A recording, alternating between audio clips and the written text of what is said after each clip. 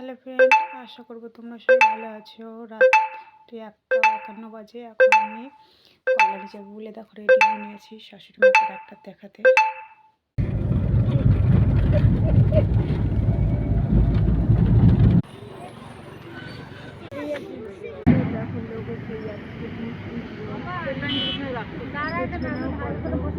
Line বসে আছে দেখো সাইড দিয়ে মেইন রোডের পাশে দাঁড়িয়েছি।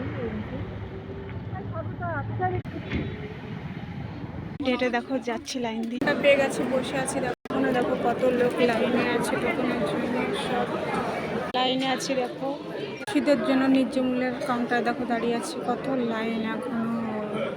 দেখো আমার ননদ এখানে বসে আছে, নেবো তারপর খাওয়া দাওয়া করে বাড়ির দিকে রওনা যাচ্ছি।